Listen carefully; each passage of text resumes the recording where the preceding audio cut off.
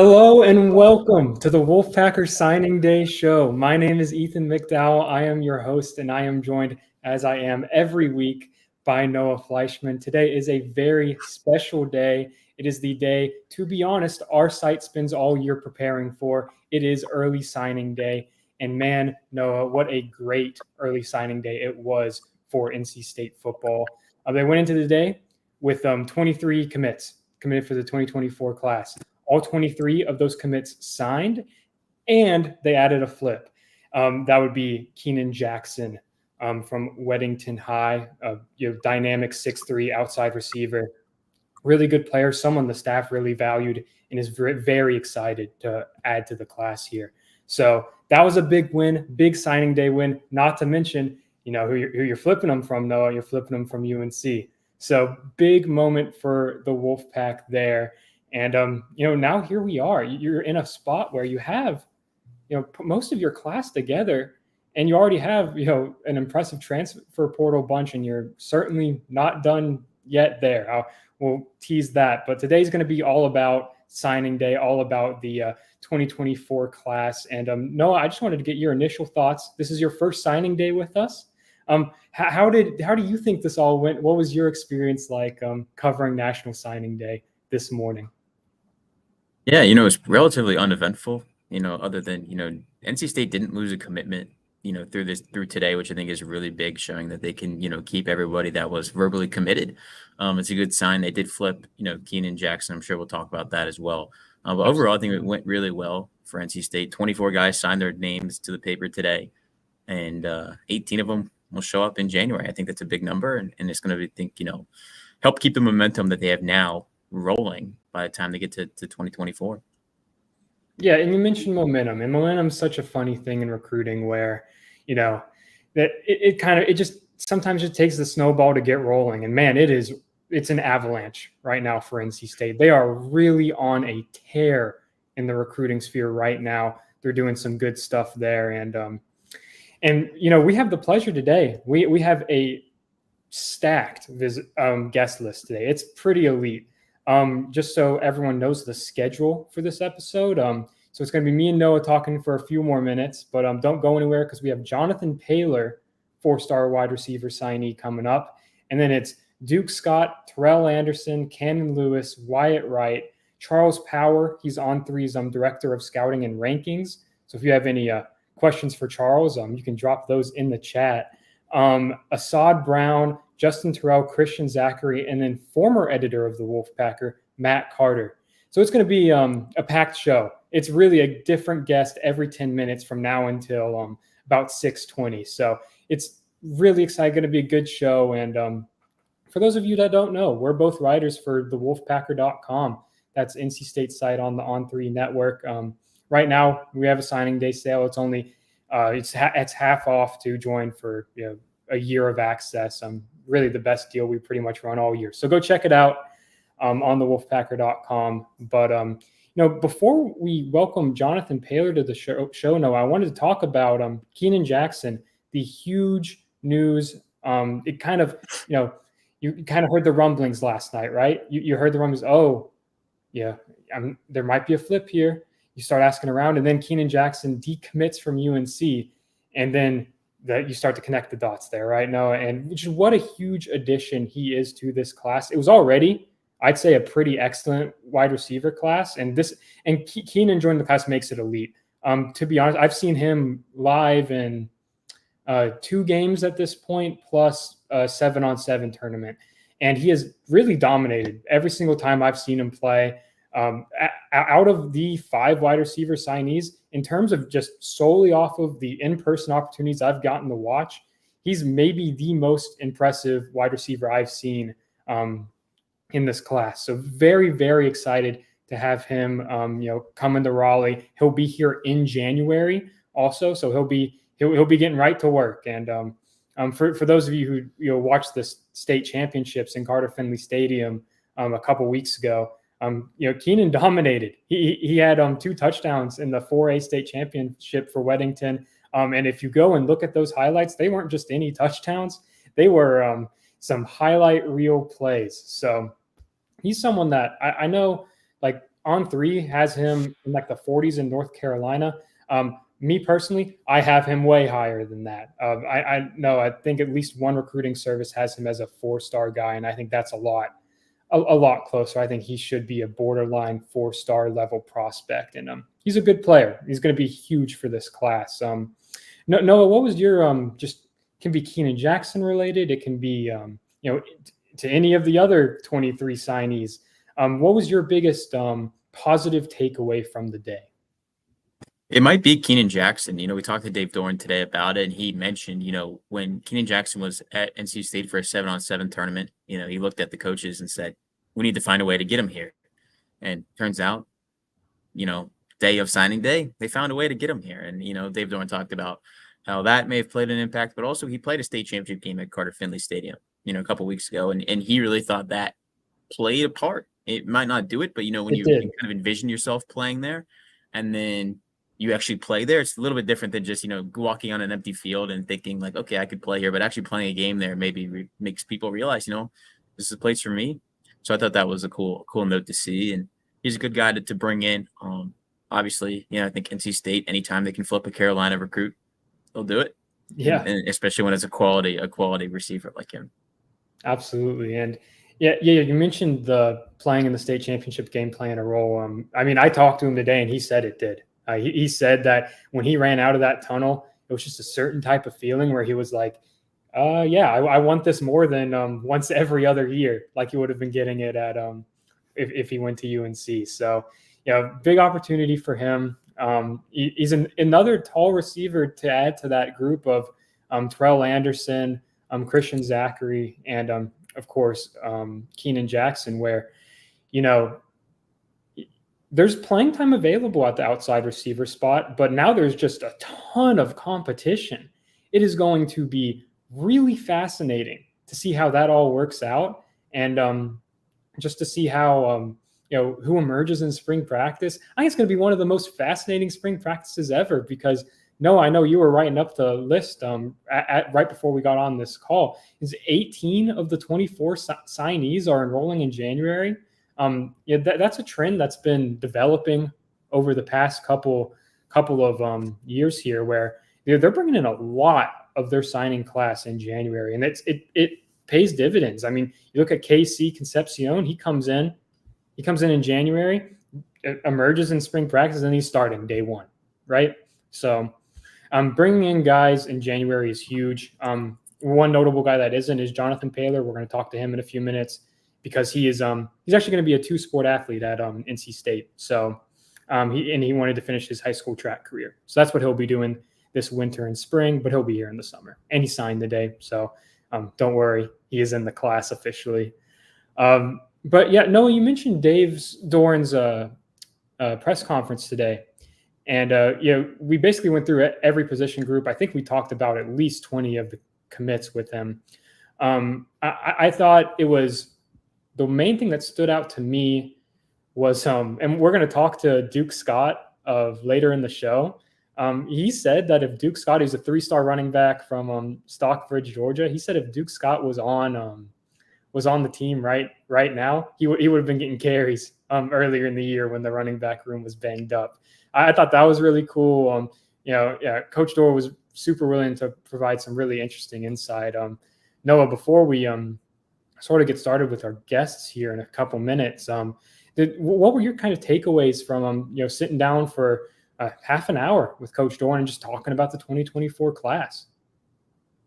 He's super excited about what they have, and I think every coach will be excited on signing day, when you get the guys you want. But I thought he really spent a lot of time talking about how to balance the transfer portal and high school recruiting, and how NC State hangs its hat on developing players, and they're still going to do that. They signed 24 players today. You've seen colleges around the country not signing as big of classes. Some teams really rely on the portal.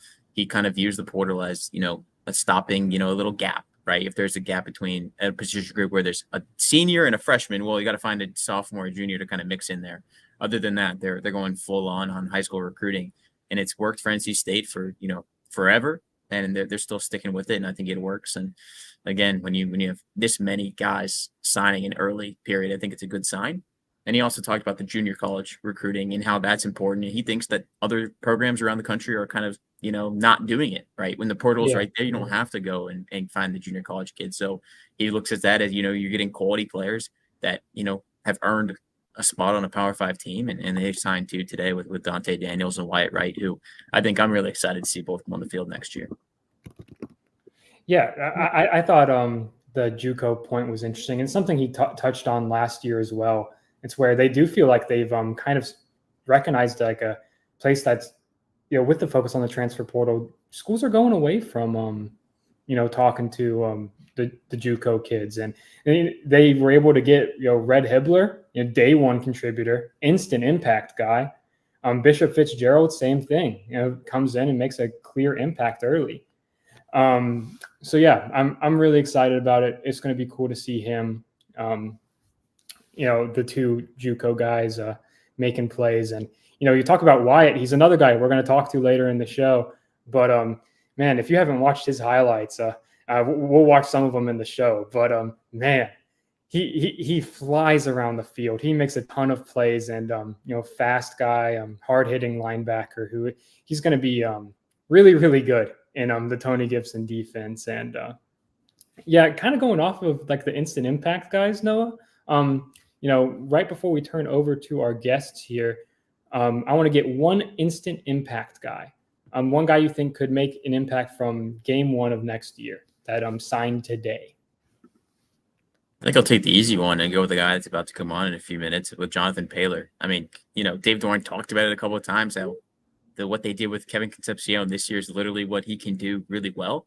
And it's going to take some of the load off of KC. Not saying KC's not going to do that. I think, you're always going to use every player you can, to the best of their abilities, but it kind of takes that load where he doesn't need to have, 10, 11 carries a game. He can kind of take a little bit of a load off and let him, go downfield a little bit more. So it'll be interesting, but I think Jonathan Paylor is definitely that top, instant impact guy that signed today. Yeah, I mean, he's the clear answer offensively, right? You can put him in pretty much any situation, any role in the offense, and he's going to be able to thrive in it. Heck, you could have him as a return specialist next year, and I think he would do great. So it's going to be really interesting to see how it works out there. And, it's someone that I think has flown under the radar a little bit here, but I'm going to go with Duke Scott. I think, he didn't have a super long recruitment because he committed to NC State so early. So I don't think there was as much fanfare around his commitment.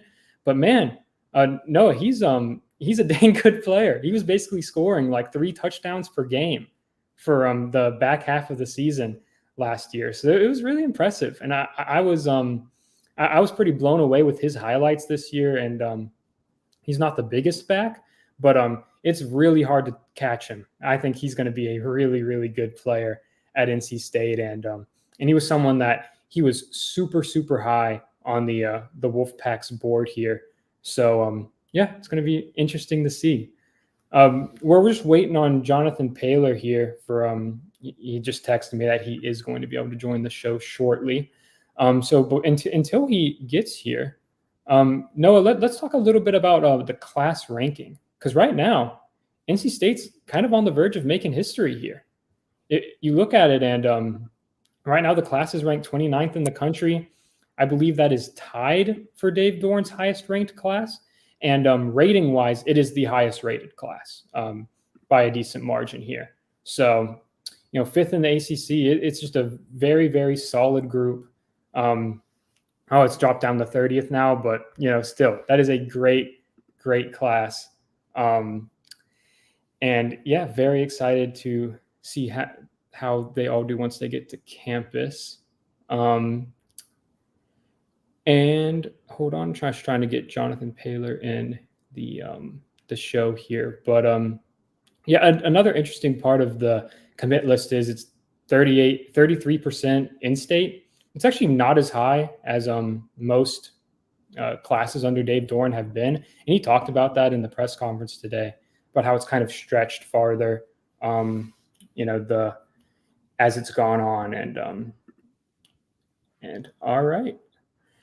I think we have Jonathan Paylor on the call now. So Noah, I'm going to say bye to you, and I think we're going to bring the man everyone wants to talk to onto the screen, if that sounds good. Sounds great. All right.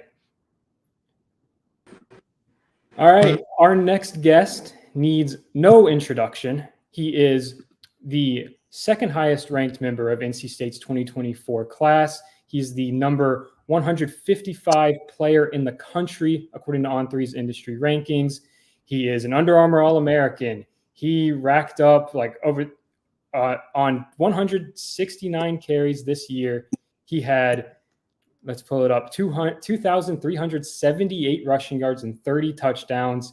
381 more receiving yards. He had a huge year. He's one of the best players in the country, and he is signed with the Wolfpack as of today. Jonathan Paler, welcome to the show. What's up, Ethan? How's it going, man? How was your signing day? It was fun. I had fun just to sit down and think on how my life is going to change for the best. Overall, just to really just realize, okay, this is the next step in my life. So pretty much, I had fun though. Yeah, and did you have a signing day ceremony or anything at your school? Yeah, I had like a little one, not too big though. Like a couple family members came, a couple family and friends came. We took pictures and everything, but overall, it wasn't too big. Awesome. And did you get to talk to Coach Joker or any of the staff today when you made things official? Oh yeah, I called them once I woke up, and they was expecting a call. So I talked to Coach Dorn and Coach Joker. So we're good on that. Yeah, I did. Awesome. And just kind of what are the emotions going through your head right now? What has you excited about joining Wolfpack Nation and getting to campus in a few months here? Overall, what really got me excited just to really get down and just go through this grind with the guys, like starting this 5 a.m. workouts. Like that's the things I'm looking forward to do. Like a lot of people don't really like it, but for me, I think this is the type of thing that builds men. This is the type of player, this type of thing that create chemistry. Overall, I really can't wait to like the days where we're grinding and pushing each other and everything like that. But overall, I really can't get to the city of Raleigh. Like y'all have a lot to offer. Y'all have a lot of things to do. That's one thing that I have learned. Raleigh never sleeps. So like that's one thing I really love about the city. But overall, just to really get down there and have some fun, and really just get my degree, to be honest. Absolutely. Have you picked your major yet? Yes, sir. I think it's exercise science, but I'm probably going to change it when I get there. Okay. Sounds good. And I guess just I wanted to ask you about the big news today. Keenan Jackson flipping to the Wolfpack. I know you guys know each other because I'm sure you've been on a ton of visits at the same time to different schools. Yes, sir. When did you learn that he was going to be your teammate, and kind of how excited did that make you? For me, I'm like when it comes to recruiting, once I'm locked into school, then I started to get competitive, and then I started to be like, okay, this is who I want to play with, and I'm gonna do it all costs to get them. So like it came down to like where I knew, like once I realized like how much success he had during that game, in the state championship game, and it realized that he had that in that game. I was like, okay, he's starting to get a feeling of what NC State could be like, playing in that field, getting that feeling. And then I was like, okay, either I was gonna flip Alex or I was gonna flip Keenan. That's how I felt. That's how I felt. It was gonna be one of the two, because I knew we had Terrell, and now we needed another outside receiver also. And we also have Christian too. So Christian's already a part of it too. So, but overall, like once I knew Keenan was officially coming over, I told him, I said, great choice. I hope you really come over here and do your thing. Let's really get down here and see how he is as a person. Like, because I know how he is on the football field, but overall, I want to see how he is as a person overall. Definitely. And so you're not enrolling early. You're enrolling in the summer. So yes, just for the viewers, just outline what's the next 6 months or so looking like for you. You're still running track, right? Yes, sir. I'll be running track and outdoor. So I'm trying to win. I'm gonna win state championships in that. And then after that, it'll be summer. So then I'll just be hitting it real hard, coming in shape and everything like that. So I'm trying to get all the top little bases, try to get my name around here and there. So like right now, I finished up the Shrine Bowl because that's like one of those all-time games that everybody goes to around Alamance County. So I've been there, and now I'll be headed to Florida the 29th, All-American game. So which I can't wait to get down there. So I think it's gonna be fun. Yeah, that's a pretty prestigious honor, man. Are you what are you looking forward to about getting down there and competing against you know a bunch of the top prospects in the country?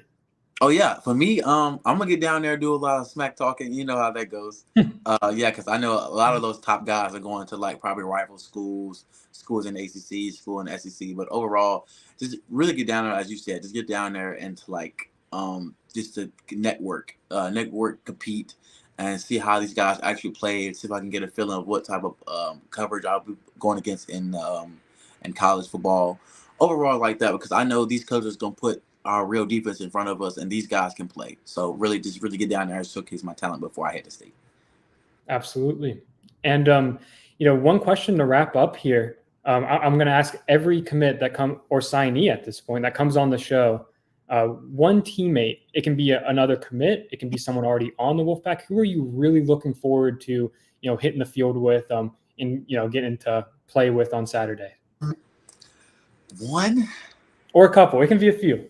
Oh, I was say, one is kind of crazy, but I know several. Like I have Casey, of course. I have Juice, of course. Those two guys are already in the system. Casey and Juice, those guys I really want to play with to see how they are. I can't wait to CJ to come because I can't wait to him throw to me. I'm really looking forward for the new quarterback that just came out of Coastal to see how he is also because I know he'll be there when I get there. A lot of people, Terrell. You have it's a kid from out of Florida to play the Edgewater. I forgot his name, but I think Joshua Alexander. Yeah. Him also. Like a lot of guys. I have a lot of guys I have in mind. I just want to bond with and see how they are on the field and everything like that. But those are a few.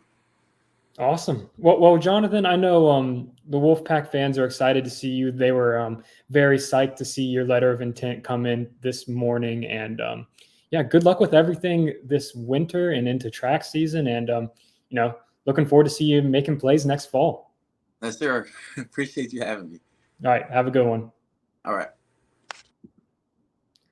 All right, folks. Our next guest, we're going to bring him onto the stage right now, is Duke Scott, 3-star running back out of Stockbridge, Georgia. One of the best backs in Georgia. Had a pretty absurd senior year this year. I'll pull up his stats here, but you look it up. It's 237 carries, 2,482 yards, 39 touchdowns, and then another score receiving as well.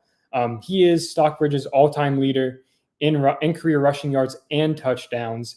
And now, as of this morning, he's signed with the Wolfpack. Duke, how's it going, man? Everything's going good. How's it going with yourself? Good. It's been a while since we've talked, man.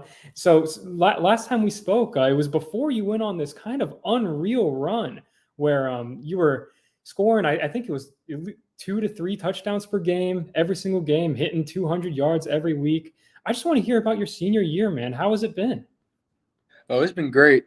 Those guys up front, they did, it was their senior year for most of us, and those guys up front, they did their thing. So there was just holes to run through, and I just hit it.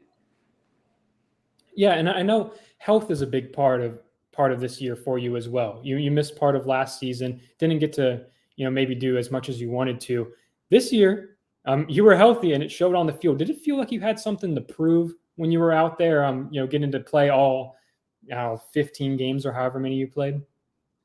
Yes, sir. It did a little bit. Just knowing like some of the seasons, like if I was fully healthy or if I got to play a little bit, especially like sophomore year. I think we missed the playoffs, just knowing like if I was healthy, we would have been a little bit further.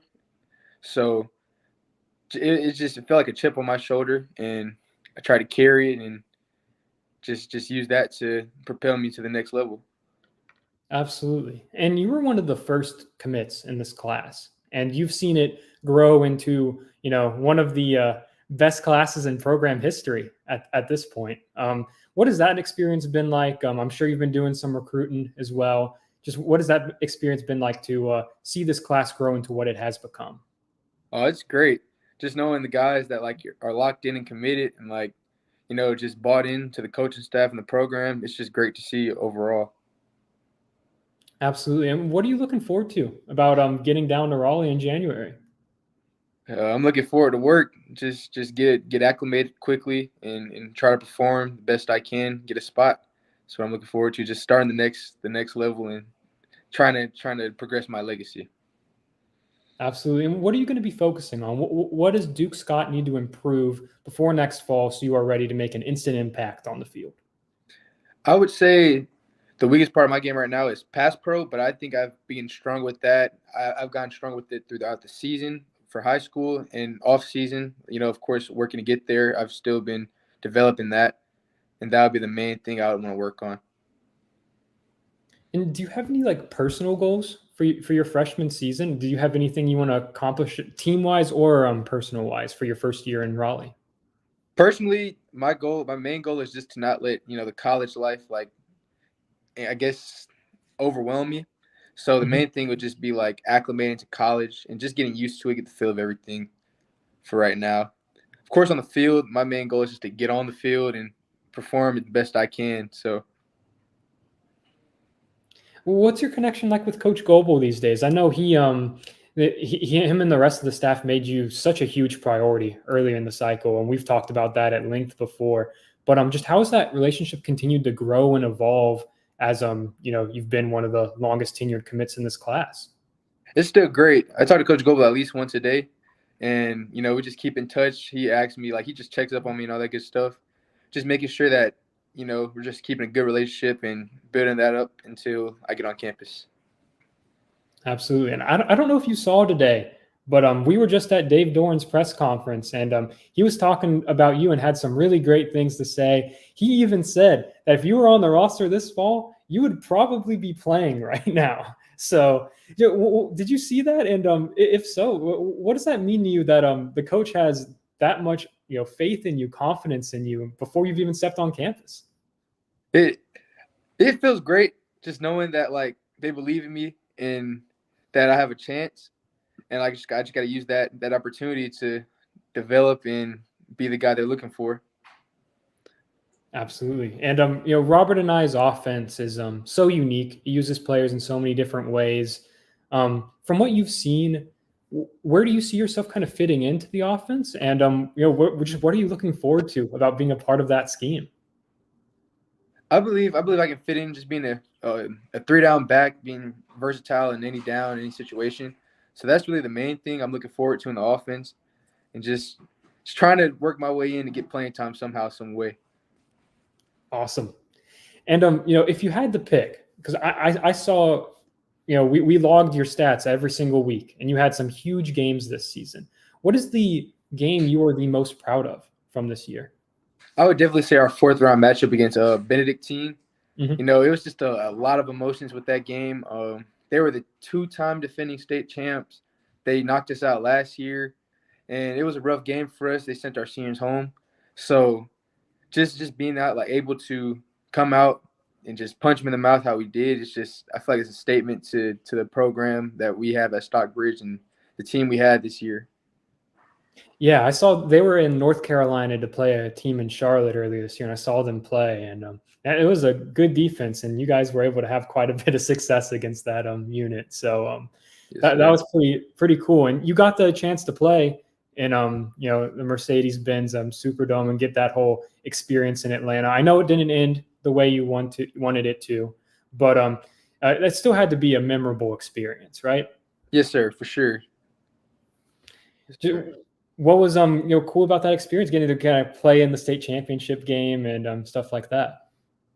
The coolest part was just, like, the dome and the lights. Like, the whole environment was just, it was so crazy to be into, like, just experience that for the first time. And I do think that's the reason why some of our players didn't perform, like, to the best they have, just being a little starstruck by everything going on. But just being in the dome, period, being where NFL guys are all the time, it was just a crazy sight to be in. Absolutely. And kind of looking forward here. You get on campus in January. Do you know what day what's your move-in day? Do you know yet? Yes, sir. My moving day is January 4th. Okay, so really only a couple weeks here. When you get down there and you get through winter workouts and start spring practice, who are you looking forward to taking the field with? And who are you looking forward to sharing the field and competing with in spring practice and then into the fall? Shoot, I'm looking forward to work with all those guys, all of our commits, all of our signees, and all that good stuff. Just seeing how they work, seeing how the difference in states, maybe how it changes and how the players play amongst that. Cool. All right, Duke, that's we won't keep you any longer here, but I really appreciate you joining the show. Safe travels up to Raleigh when you move up here in a couple of weeks, and good luck with everything. We'll see you at spring practice. Thank you. All right, have a good one. You too. Bye.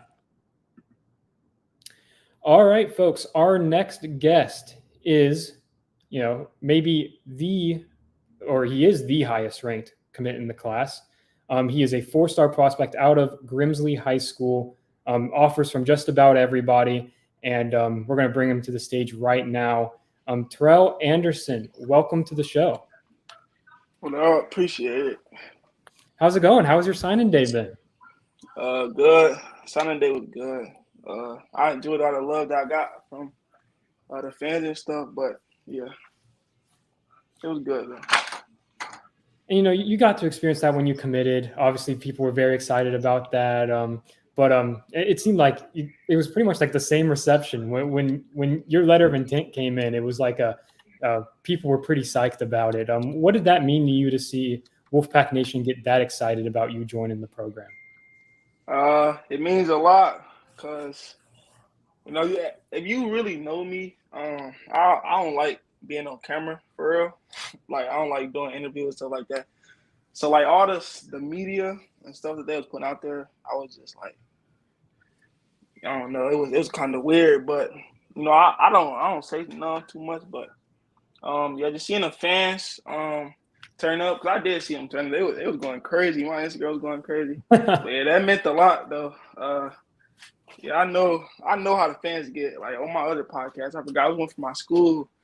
They asked me what sold me to come to NC State, and I was telling them the fans, the atmosphere, stuff like that. Just yeah. Yeah, and hey, I've got a question in the chat for you from Steve.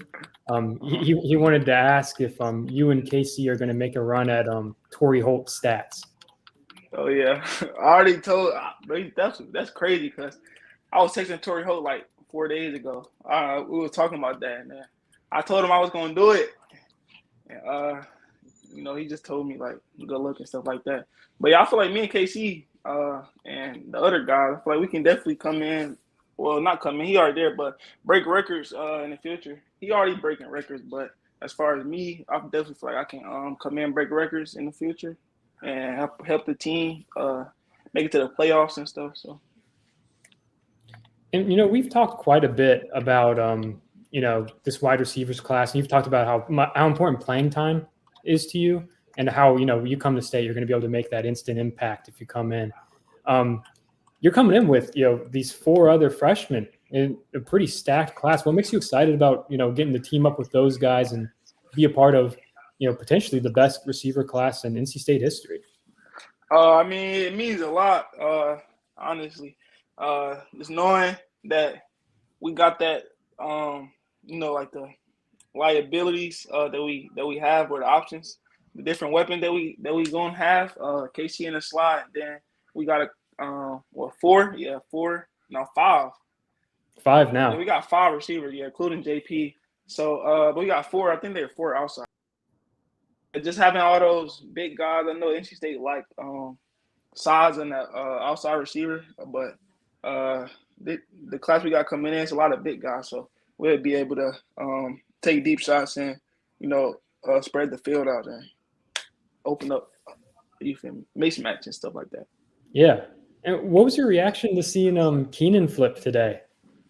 Yeah, I mean, it's crazy. I talked to Keenan a lot. Mm-hmm. I talked to him after the Weddington game, man. We was talking about it, but he didn't come. He ain't make no decision with it. Make no decision at that time, and I didn't even know he was gonna flip to last night. Alex called me. He like, Keenan flip. I'm like, what, bro? I'm like, you capping? He like, nah, for real. He like, you ain't know. I'm like, nah, I ain't know. So then I text Keenan. I asked Keenan, like, why you just not telling me, bro? So I mean, yeah, just Yeah, I watch Keenan play a lot. I feel like he's a great receiver, and yeah, he can come in, compete, and you feel me, get the make it to the playoffs. Yeah, and the four like in-state guys, right? You have Casey and JP in the slot, and then you and Keenan on the outside in theory, right?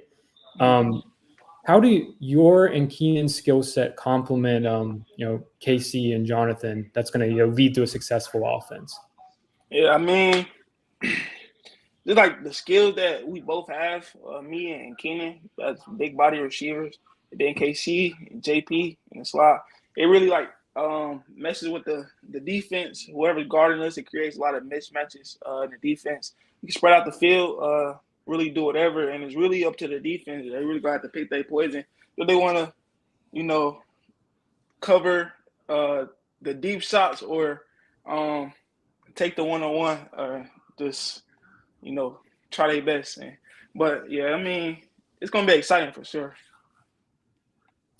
Yeah, and obviously, the other teams made a push in your recruitment, or they tried, and you went to Georgia. But what was the deciding factor where you were like, okay, this is home, this is where I'm going to be, and this is where I want to spend the next 3 to 5 years? Yeah, I don't know. It was just the long night conversation that I had with myself and my family, and just talking to everybody. Well, not everybody around me, but my closest family, and seeing how they feel about everything. And then really outside of them, I was really just making the best decision for me. I know I wanted to play early. I know I wanted to contribute to a winning team. But I ain't gonna lie. I don't know if I would have went to Georgia, I feel like I probably would have set out a couple years, and then just while I was there, it didn't feel. I mean, it felt real, but it didn't feel as real as it did at NC State. Like I built a bond with a lot of guys at NC State, and I just felt like if I was to flip, then I'd be letting the whole NC State fan base, coaching staff, players, I'd be letting them down. So yeah. And now you get an opportunity. You're going to be there in January, right? Yeah, January 4th. So you'll get there early. You'll get the whole spring practice, winter workouts. I asked Duke and Jonathan this, but who are you looking forward to teaming up with? And I know you've been thinking about playing with a lot of these guys before, but who are you looking forward to sharing a team with this fall and spring practice and all of that? I mean, definitely want to get to know the new quarterback that's coming in, and KC, JP, Juice, all of them. I mean, it's a lot of different weapons on the team, so I just feel like we all can just mesh together and come up with a plan and stuff and just execute it. Yeah, and you said it's like so many weapons where and you add in all like the transfers too, and you guys have like a offense that could be pretty great next year. Just what makes you excited about that unit and the guys you're going to be teaming up with to make potentially special run with next fall? I mean, the relationship that I got with the players, all the players. I mean, we talk every day outside of like social media and stuff. Like we all got each other numbers. We call each other. So I got a relationship with everybody, and yeah, we just gonna gel together, and we gel together. We gonna definitely be something serious. And you don't have to answer this if you don't want to, but when you were considering Georgia, when did you tell the staff that like no, like I'm coming to NC State, I'm signing, and what was I want to know Coach Joker's reaction specifically because I know he's someone that really prioritized you. Yeah. You said when did I tell Georgia? Oh no, NC State. Oh, NC State. When Coach Phillips, he came on the in-home visit, and he came over to my house and jump. Then we was talking with my family and stuff like that. Then I told him. Yeah, I mean, he was happy, he was excited. This whole purpose was to. I mean, he was telling me like a year ago today, he was at KC. He was at KC house, and he made sure he picked the right one. He felt like this year he was picking the right one, stuff like that. And yeah, I mean, yeah, he was excited for sure. Awesome. And before we let you go here, just what are your goals for the next year from winter workouts through the season? What are you hoping to accomplish with your first year in Raleigh? I mean, get bigger, put on a couple more pounds, get stronger. Really gonna attack the weight room for them 8 months, 9 months before the season. Get my body right and stuff. And yeah, I'm willing to showcase my ability my freshman year. Just I don't have to have the best season in the world, but just a good enough season to let everybody know that next season is gonna be even better. So yeah. Absolutely. All right, Terrell, we won't keep you any longer, but thank you so much for coming on the show, and good luck with the move to Raleigh, and we'll see you at spring practice. All right, thank you. All right, have a good one. All right, folks, we are waiting for a few minutes for Cannon Lewis to join us next. 3-star linebacker from West Virginia, the very first commit of NC State's 2024 class. Before we do that, we have to say a quick thank you to our sponsor. This bustling holiday season, you might be looking for nutritious, flavorful meals to fuel you on jam-packed days. Factor, America's #1 ready-to-eat meal delivery service, can help you eat well for breakfast, lunch, and dinner with chef-prepared, dietitian-approved, ready-to-eat meals delivered straight to your door. You'll save time and stay on track with your healthy lifestyle while tackling all your holiday to-dos. Head to factormeals.com/Wolfpacker50 and use code Wolfpacker50 to get 50% off. That's code Wolfpacker50 at factormeals.com/Wolfpacker50 to get 50% off. It's a good deal. We were lucky enough to get some free Factor meals in the mail. Noah and I were, and I'll tell you what, they were really good. I'm not like a huge meal delivery service person, but I would sign up for Factor. I was a big fan of them for sure. All right, and we'll dive back in here. We're still waiting on Cannon for a minute here. But until then, let's just kind of go through the class here and talk about a few of the guys we're not going to have on the show. So, Noah, welcome back to the show. One of the guys that will not be joining us, but someone that I'm really excited about is Elijah Groves, 4-star linebacker from Tennessee. It absolutely just massive flip for the Pack. Flipped him from Kentucky. He strongly considered NC State the first time around, and it ended up with the Wildcats. But the staff just remained persistent and got him in the class. So really excited about him. He's tall, versatile linebacker. I mean, he was playing like safety basically for his high school. He was the conference's special teams player of the year. He did some punting for them as well. And Dave Doran mentioned it at his press conference today. He's a basketball player. He scored like 30 points in a game pretty recently. So he's someone that I'm really excited to see.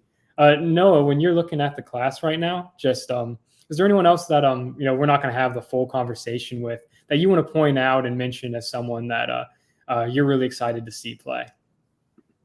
Yeah, I think we're going to obviously see White Wright in a little bit, but Dante Daniels, tight end. I think he's a guy who I'm really excited to see. He can play well. He's physical. He gave you a good quote about just being a violent tight end and making plays, whether it's blocking or getting downfield and receiving the ball. So I think it's be interesting to see him on the field. I think here at Carter Finley Stadium, and I think this is a class.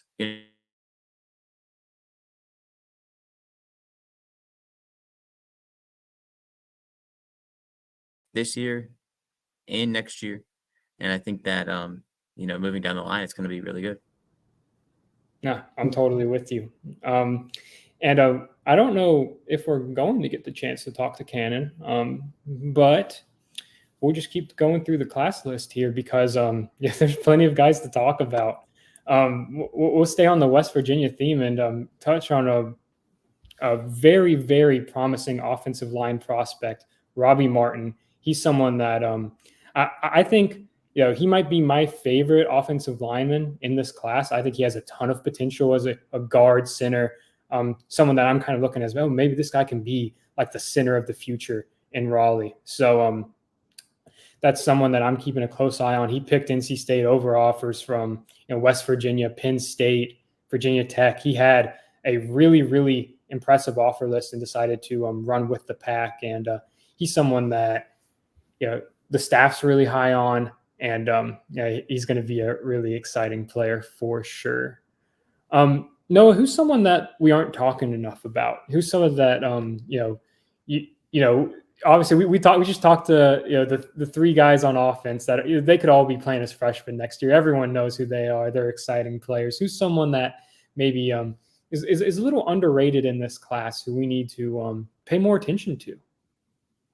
Javon Bally might be a good place to start. You talk about a long offer list. He had one too. He's a guy, defensive back that can play all over the secondary, and I think he's going to be a guy who might not have an impact next year. He'll definitely be a good guy to have in the program, but I don't think we're going to expect, what we're expecting from a Jonathan Paler or Toa Anderson from him, next season.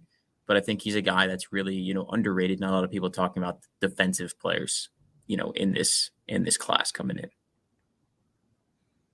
Yeah, I think that's a good point. Like maybe we aren't talking enough about the defensive guys in this class. It is a stacked group of defenders in this cycle here. If you really look at it, because we mentioned Elijah, we mentioned Cannon, who we still haven't heard from, but we'll just keep going here. That they're both really, really promising linebackers. Cannon was at one point, he was the number 2 player in West Virginia, I believe. And, he had like 180 tackles this year, including 90 solo stops. So just absolutely eye-popping stats from him.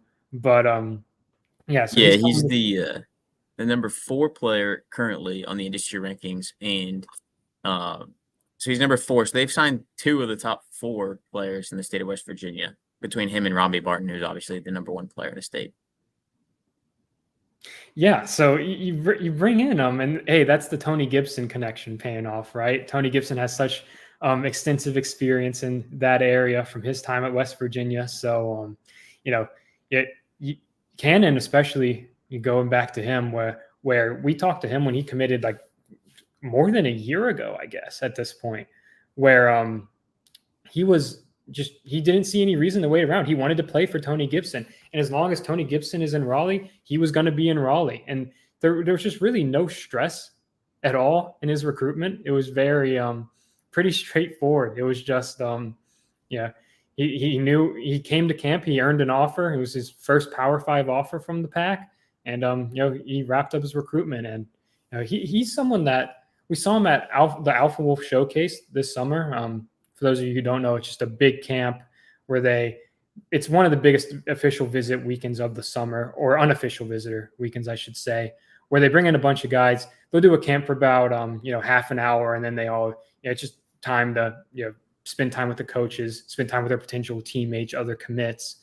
So we saw him there, and he was one of the more like college ready looking prospects already. He's listed, I believe, at like 6'2", like 210 or something like that. But and I think I think he looked taller than that. I think he looked heavier than that in a good way. So I think he is someone that might surprise some folks. He's not the highest rated guy in the class. He's the number 156 linebacker, but I think he has the potential to make a pretty quick impact in Raleigh, especially if you look at the numbers he put up this year, were pretty ridiculous. All right. Well, next up, just so folks know, we're going to be talking to Wyatt, the JUCO linebacker who committed to NC State this week. So it's going to be exciting to hear from him. The couple guys we've talked to, they had like years long recruitments at NC State, and for Wyatt, he got an offer. Like I think it was less than 2 weeks ago still. So it'll be cool to hear his perspective and talk through everything that went into his initial decision to join NC State. And I believe he has joined the call right now. So Noah, if you don't mind, I'm going to kick you out of the call again, and we're going to bring Wyatt on. Sounds good. All right.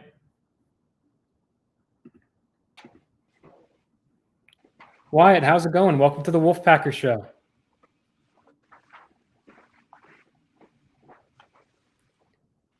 Hey, Wyatt, can you hear us?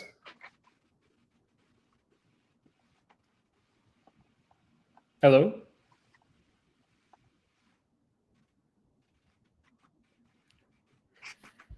Hey, Wyatt, can you hear us?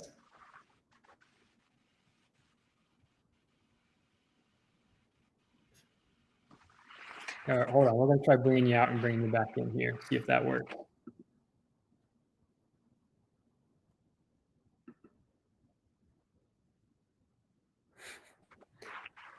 All right, well, no, we'll bring you back in until we see him.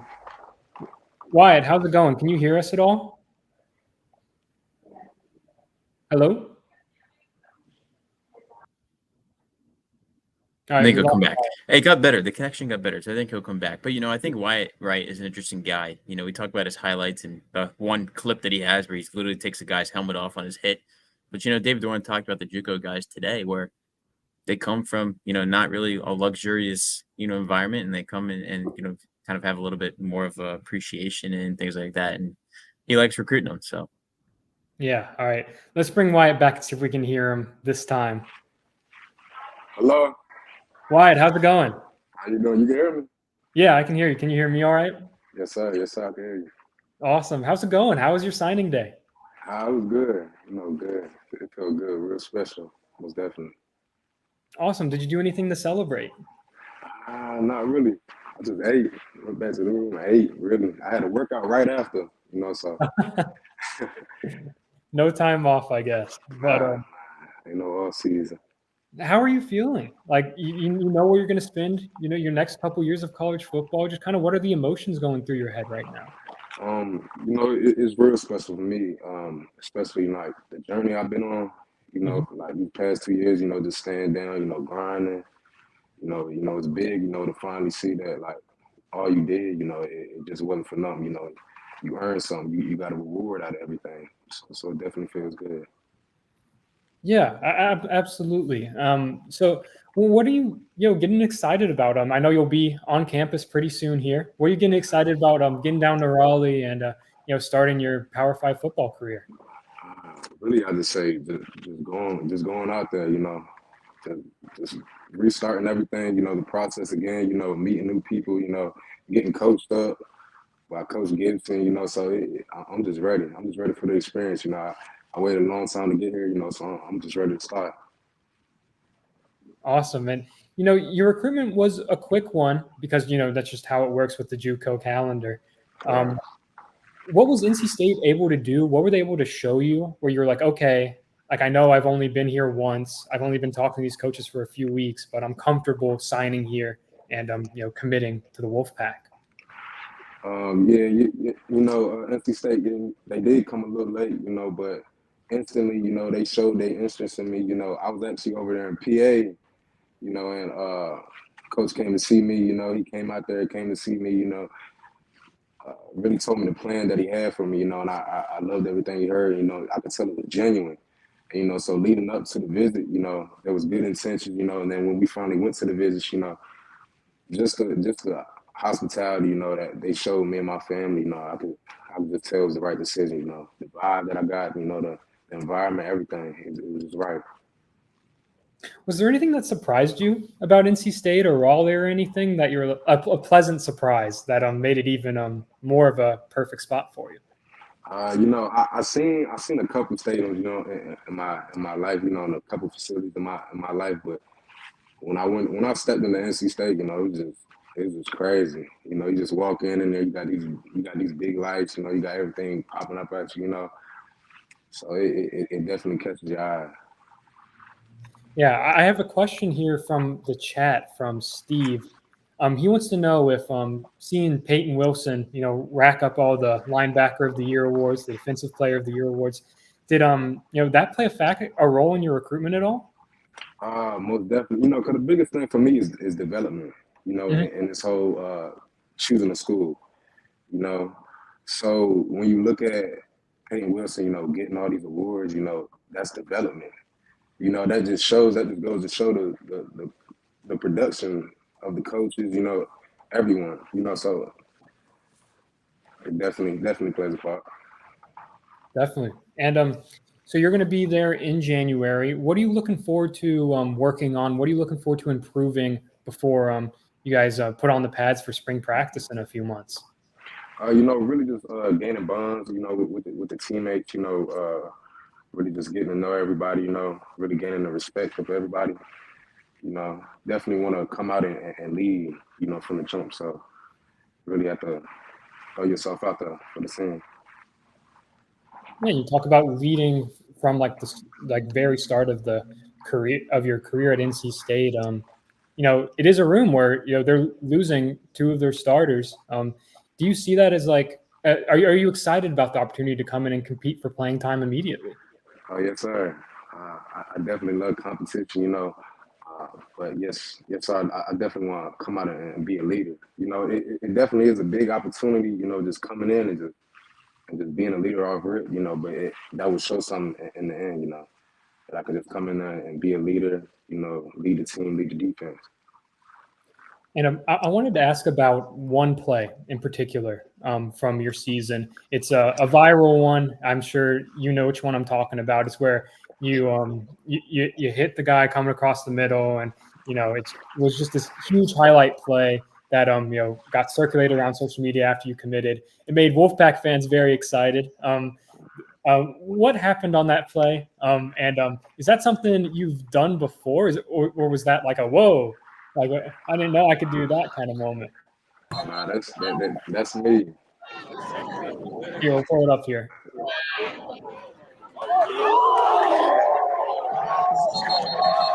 Yeah. Nah, but I definitely say that's just a everyday thing. You know, I'll get amped up. You know, I'm ready to hit something. Most definitely. You know, so that definitely is a every game thing. You know, cram something. Got to hit something. Most definitely. I think you'll fit in really well with the NC State defense. Then I think that'll be great. And I think we kind of talked about it after you committed, but it is a defense, that 3-3-5, that relies so heavily on the linebackers. Like it puts you guys in a spot, right, where you're either making the plays or you're not. And it puts you're going to have a lot of responsibility on the field every single play. What kind of emotions does knowing that? How does that make you feel? It makes me feel good, you know. But knowing the type of player that I am, you know, knowing how I feel and how I love the game, you know, I'm very persistent and dedicating myself, you know, being consistent with everything and getting everything right, you know, learning everything, really. Absolutely. And just what's your bond like with your Coach Gibson and Coach Dorn these days? Now that you're officially in the class. I could definitely, I could really tell, you know, from the visit, you know, how they were carrying, you know, the certain questions that they asked, you know, and like I said, you know, with certain people, you can kind of tell like the fakeness in people, but with this, it was just real genuine. So I could just tell it in their voice, you know, when you look into somebody's eyes, you know, you can just tell that it's real, you know. So I definitely gave them a big bond of trust with everything with the coaches. Awesome. And from what you've seen, from your four current teammates now, who are you most excited to play with and just compete with on the practice field this spring? That's hard to say. I'm really ready for everybody. I hope everybody get money. Everybody turn up really. So everybody who coming in, everybody who already there, you know, we ready. We just want to get ready. And do you have any personal or team goals for next year? I really say be the best that I can, really. But I definitely want to be on that all ACC early. I want to do everything, really. Absolutely. For the stars. Sounds good. All right. Well, we won't keep you any longer, but I really appreciate you joining the show. And congratulations, and have a safe move to Raleigh. Definitely. I appreciate you. All right. Have a good one. All right. So. All right. Next up, we are going to bring on Charles Power. He is On3's Director of Scouting and Rankings. And, we want to talk to him about some of the outliers that he has in the class. Some guys that he's high on that the rest of the industry isn't. And quite frankly, we agree with him. So let's bring him on now. Charles, welcome to the Wolfpacker Show. Oh, good to be here.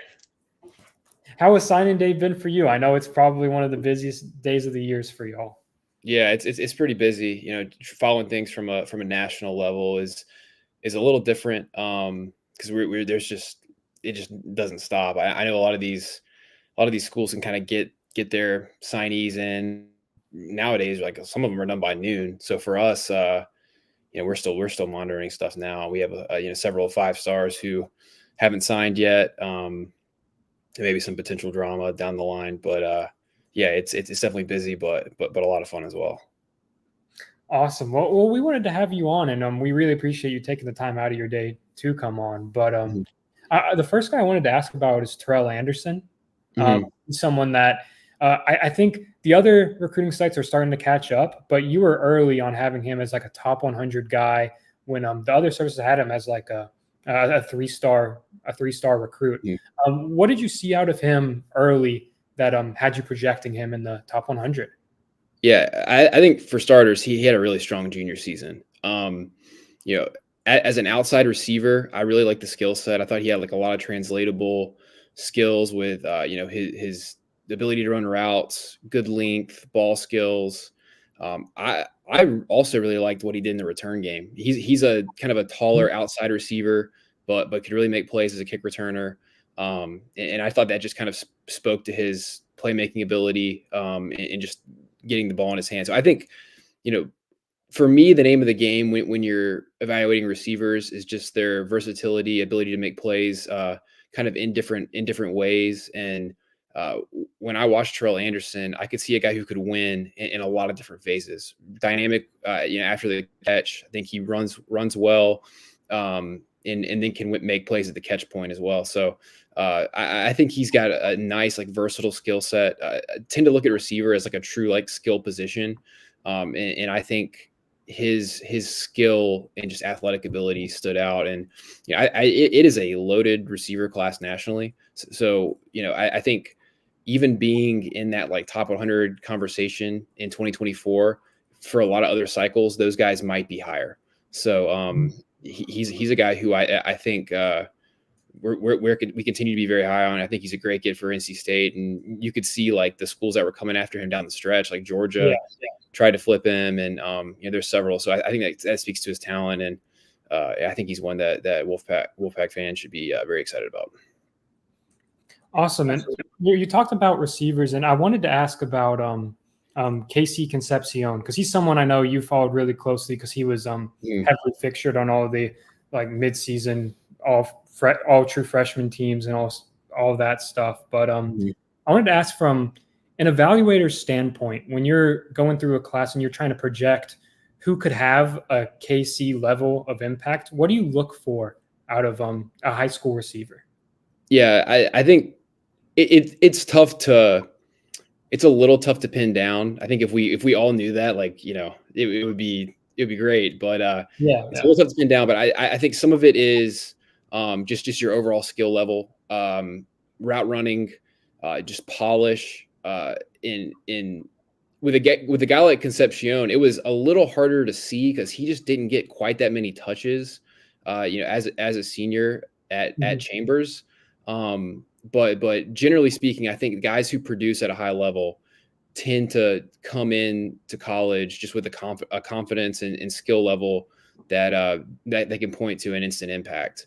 And he's an outlier in that regard. But I think when you look at just the ability to make plays in different ways, you can see how NC State used him, got the ball in his hands, handed it off to him. Really just kind of like a lot of their offense he was kind of the fulcrum of the offense towards the end of the year. And so I think I look for just faceted ability and ability to get open. I think would be the two main things. But I think when you look at what NC State's doing at receiver, I mean, I think you have to be thrilled. Like bringing in the guys that they're bringing in this class, along with like a Wesley Grimes, who I was like really high on coming out of high school. Yeah. I think they've flipped the talent in that room pretty quickly. So I think that's, I think if you're an NC State fan, you should be like really excited about the overall talent at receiver. And I think you're going to have a pretty potent group, and really with all of them being from North Carolina as well. So I think that's pretty cool. Yeah, absolutely. And I wanted to kind of switch gears to the other side of the ball and talk about Elijah Groves, 4-star linebacker out of Cross Plains, Tennessee. He's another guy where it's kind of split down the middle. It's On3 and 247 have him as like a 4-star highly ranked guy, and the other 2 sites have him as a 3-star guy. What have you seen out of Elijah Groves that projects him as a 4-star prospect in your mind? Yeah, I think for starters, he's a strong athlete, a guy who can make plays on both sides of the ball at the high school level, basketball player. He's a lot of just positive indicators that, and I think when you look at linebacker, like I said earlier, I kind of view receiver as like more of a true like skill position. Linebacker is really an athlete position. And like, that's kind of, you see a lot of linebackers come from different areas. A lot of them play running back in high school or wide receiver, tight end, and also play linebacker. And I think it's one that you're really going to see a lot of development, just like position specific development once you get in college. So you kind of want to go for the guys with like the traits, the measurables, the length, the speed, just overall athleticism. And I think Groves has that. Now I think we should see him in person at the All-American Bowl in January. So I have a better picture after seeing him in person. But that's just kind of what we've seen on film and just kind of digging on his background. He's a guy who's like a pretty prolific high school athlete. Like I think he's like 1,000-point scorer in basketball. And just plays all over the field for his high school team. So I think there's certainly some positive indicators, and he has the type of profile that NC State and Dave Doran have done really well in developing those types. Yeah, you're right about him being a prolific athlete. I mean, he was even the special teams, like all conference player of the year. He was punting, for them, I think. So he's a really intriguing guy, and someone that when you turn on the film, it pops. He makes some plays that really make your jaw drop. But another guy I wanted to ask about is Tyler West, 4-star offensive lineman from Andrews. He's someone that I've seen live in a camp setting. I haven't really seen him play, so I'm interested to just get your insight on why you have him as a 4-star prospect, and I believe the number 2 offensive lineman in North Carolina. Yeah. Tyler West, and I got to give a nod to my coworker Cody Belair, who works with me on the rankings. He was going through interior offensive lineman like mid senior year and really liked Tyler West's film. He's from I think Andrews. That's kind of over there in the mountains a little bit, right? Like he's kind of tucked in the mountains a bit. It would be where I'm in Raleigh. It would be like a 5.5-hour drive to get out there. It's far western North Carolina. Yeah. But I think his film's really strong. I mean, he's not playing like the best competition, but he's dominating like you would expect, putting guys on their back, moves well. I think that's one thing for us with offensive linemen is just the ability to move, play in space, and also being tough and physical. I think he's just kind of a grinder and a guy who, I think he probably projects on the interior long term, especially when you look at the type of lineman that NC State's bringing in. And I would also add,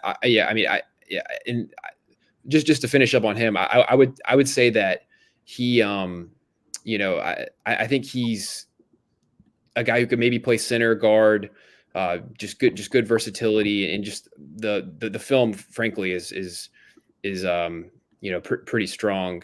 And I mean, I kind of like what NC State's done just in general on the offensive line. I feel like that's like one of their stronger positions. And I think Trent Mitchell's also a guy that I find like pretty intriguing. I'd be interested to kind of hear your thoughts on him as well. But I watched the Shrine Bowl. He's playing left tackle. Thought he moved well. He's obviously got an athletic pedigree. I think his mom played basketball at Tennessee. And just like the film, I think he's like a kind of a big functional mover. Looks to have good length. So he's the type that after a year or two in the program, like maybe like redshirt him, kind of bring him along slowly. I think could be like the left or right tackle of the future for NC State. Yeah, Trent was like one of the main reasons I went down to the Shrine Bowl, because I hadn't seen him play, hadn't really seen him in person really, and you know, first of all, he was taller than I think every other offensive lineman at the Shrine Bowl. So Yeah, just yeah, that surprised me a little bit, and then he moved so well, and then had the strength as a run blocker where he was clearing out these huge holes, and going up against good competition. Like North Carolina's defensive line was good this year. They had Nnamdi Ogboko, who's going to Georgia, and guys like that who are really strong prospects. And he was doing good. He was holding his own in the one-on-ones and stuff like that. So I'm really excited about him. Yeah. I think he's a guy, if I was an NC State fan, I would keep a close eye on him.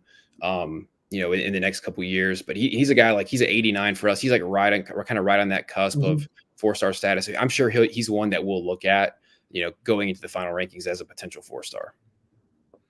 Yeah, and Charles, before we let you go, I wanted to get your take on Cedric Bailey Jr., NC State's quarterback commit. Obviously, playing with some of the best receivers in the country. I'm sure he's someone you've watched a lot, and y'all have him at right at an 88 right now. Just what have you seen out of him that you've liked so far this fall, and just kind of why did y'all decide that 88 range is the right place for him? Yeah, I think with Cedric Bailey, like you said, I mean, he's a guy that I think anybody who is evaluating prospects has probably seen him a good bit. Given Shaman Amadana probably had the best offense maybe in high school football this year with Jeremiah Smith. Like, he's the number 2 player for us, JoJo Trader. So a lot of blue chips on that offense. And Cedric Bailey, like, distributes the ball to those guys really well. He's a taller, like, thinner build. He has long arms. So I think the biggest thing for him is kind of get, like, be consistent mechanically. But when he's in sync, he has a lot of arm talent. And I think playing in that high octane offense has kind of set him up, just with being comfortable as a distributor. I think there's I think the biggest thing with him is just going to be, like, just becoming more consistent. But I think there's definitely, like, some developmental upside there. And I like the fit. I like the fit at NC State. I think, with the receivers they're bringing in, I think Cedric Bailey is like an intriguing high 3-star type who could if he pops, could easily outplay that ranking. I think the biggest thing for him is going to be just like becoming more consistent and just kind of getting bigger and stronger. But and he's a guy too, I think that certainly plays better on Friday nights than if you were to see him in, like, a camp setting. So I think once he kind of gets the coaching he's going to get in college, and kind of just becomes more polished and more refined, I think he has a lot of potential. Awesome. And before you get out of here, is there just anyone else that pops on NC State's signee list that you've watched closely and seen this year that Wolfpack fans should be excited about? Yeah. So, I mean, I like Robbie Martin a good bit. I think he's an interesting evaluation and get out of West Virginia. Has a wrestling background, really good leverage. Duke Scott had a fantastic senior year. So I think he's a guy who maybe not like the flashiest back, but he's tough. I think he's just super productive. I think he's a guy who is going to be a good college player, I think, at the minimum. And he's one that I'm excited to kind of, when we go back and work on these final rankings, I'm excited to watch, because I know, he knocked out some really good teams in the playoffs here in Georgia. So I think he's a guy who, and just from my time doing this, I think you really look for the guys who have great senior years. And I think if you're going for, like, developmental types, you want prospects who are kind of launching into college from just a developmental momentum standpoint. I think Jamar Boston is interesting for sure. Like, helped his team to a state title this year, and Keenan Jackson. So I would be like, I think there's a lot of, like, nice depth in this NC State class. And Keenan Jackson, I was just, like, looking at him today. Had a great senior season, super productive. I would think he's certainly going to move up off of his 86 ranking. So I think there's a lot of good depth and a lot of good players in NC State class that the fans should be excited about. Awesome. Well, Charles, I think yeah, that'll make our listeners and the viewers pretty happy to hear. But I appreciate you coming on the show, and good luck with the rest of signing day and with the last stretch of the 24 class. Cool. Sounds good, man. I appreciate it. All right, have a good one. See ya. All right, our next guest is, as of a few minutes ago, I believe, signed with the Wolfpack in the 2024 class. Is Assad Brown II, three-star defensive back from Virginia, played this season at Mount Zion Prep in Maryland. He's going to be a nickel at NC State, and now he's joined the Wolfpacker show. Welcome to the show, Assad. Hello, everybody. How y'all doing? I appreciate you for having me in the show. Of course. How was your signing day? It was great. It was a lot of people I ain't seen in a while. It was great people. Just great seeing people. I haven't seen them in a minute, so it was glad. And you had the unique experience of you played most of your career at Oscar Smith, and then you went to a new school, and then you got to come back for signing day. Yeah. What was that experience like, getting to see be back at your old school and stuff like that? That was great, man.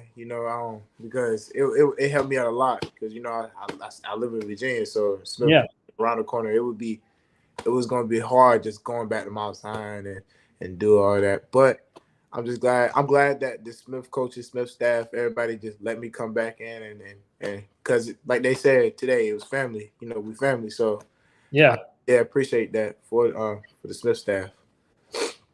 And speaking of family, you signed on with your collegiate family today in NC State. You were one of the first defensive commits. I think the second defensive commit in the class for this cycle. So you've been here a while. You've seen this class develop into what it has become today. Mm-hmm. Just how does it feel to have everything be official now? It feels great. I didn't expect to be a lot of these players just coming in and signing and stuff. It's really great. I'm be glad to meet these guys when I get there and stuff. So I just want to say to them, good luck.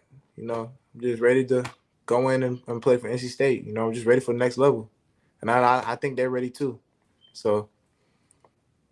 And I wanted to ask about your connection with Coach Freddie Autry-Lindsey, who he's NC State's Nichols coach for those watching who don't know, but he was your primary recruiter, and I know y'all were pretty close. Just how has that relationship continued to grow and evolve since you've been committed to the Pack?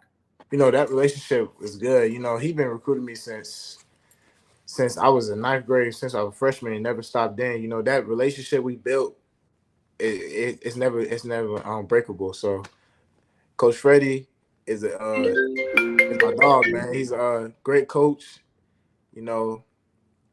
Like I said, he's a great dude. So it's a blessing to have a coach like that, to be in your having a good relationship with you and stuff. So. And NC State was one of those schools, and Coach Freddie especially, that was consistent throughout your entire recruitment. That's something we've talked about in the past. Yeah. Consistency. Mm-hmm. How important was that in your recruitment? Because you had offers from everywhere, pretty much. Yeah, that was very important to me. I had to pick a program that was best fit for me, because I didn't want to go to a program and I go in there and it's not what I expect to be. So I didn't want that to happen. So I had to really think down deep inside, like what is this school is good for me. And whole time it was a great for me. NC State was a great pick for me. Great fit for me. Just like it's a great the defense is fit for me and stuff like that. So it was just a blessing and great to have that experience. Awesome. And so I wanted to ask about the on the field part of things, because we only have your stats for the first 9 games, I believe, but in that time you had 6.5 sacks, and I think at one point you had like 2.5 or 3 in a game at one point. So you were playing nickel for your high school team, except actually the game I got to see you come and play. But what do you enjoy about that role in particular? I enjoy that role, because you get to play everything. You get to tackle, cover, and stuff like that. And I just played at 110% at that spot. It's more fun there than playing there at corner. Corner's fun and all that, but that spot was more like, it was actually exciting because you're involved more stuff like I said, the run and all that pass. It was just great, and it brought the dog out of me because like when I was at corner, all I did was cover, and if they come run on my side, I make the tackle, but that's only if they come outside. It was just because if they go to the other side, I have to go chase them down and all that, and yeah, so it was just great. It was great playing nickel this year. Yep. Did it make you a little more excited about playing it at the college level? Yes, of course, definitely. Yep, I'm just ready to play for the next level. Definitely. Cool. And I've been asking all the signees that are coming on, who's someone that you've been talking to, getting to know through, I don't know, the visit process, a fellow commit, who you're just really looking forward to sharing the field with, competing with in practice. It can be one person, it can be a few guys. Just what are you looking forward to about joining your teammates? I mean, it really all of them. I ain't gonna lie to you. It's really all of them. I'm really just ready to meet these guys and compete with them and practice and stuff. But it's really all of them. Yep. Awesome. And what are you going to be working on? What are you going to be focusing on from now until, let's say, through spring practice to make sure you're ready for your freshman year? Just getting better with my craft and stuff. Back pedals and getting stronger and stuff like that. I'm just like reading. Like I'm trying to figure out how to say this. Like what I'm gonna work on is reading the offense more. Like more like find out if it's a run, pass, or something like RPO. Just like really gonna break down and watching offense pick their plays, and so by the time they make their plays, I can know what the plays coming because I did a lot of film studying and like looking at the linemen and stuff like that. So yeah. And one more question to wrap up. Just what are your goals, expectations for the team? Oh, my goals. My goal is national championship, if not ACC championship. And my goal for me is I want to get freshman 3 and done, either 3 and done and go to the league and just get freshman All-American, ACC All-American, just like how KC's doing right now. I'm trying to get in that situation when I get there, But my job is to come in there and do my part so I can get on the field, Absolutely. All right, Assad, thank you so much for joining the show. Congratulations. It's an exciting day, and I'll look forward to seeing you at spring practice. Yes, sir. Thank you. All right, have a good one. You too. All right, folks, our next guest is a 3-star defensive lineman from Rome, Georgia. Had a great senior year, and now he's officially signed with the Pack. So let's welcome Justin Terrell to the stage here. Justin, how's it going? It's going good. How you doing? Good. How was your signing day? It was good. I had to wake up at 7.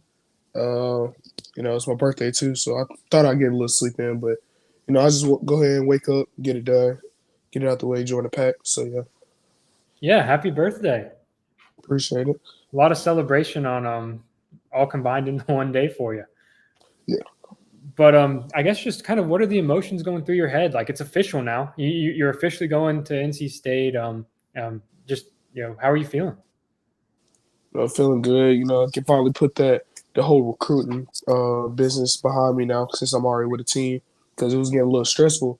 You got coaches, constantly texting you, constantly want you to come up and see them. Take OVs here and there. Just finally finding a place and signing. Got to deal with none of that anymore. So it's kind of relief. Yeah, and through all that noise and like all these coaches reaching out, what kept NC State as like the school for you? Why was it always like, okay, this is the right place for me?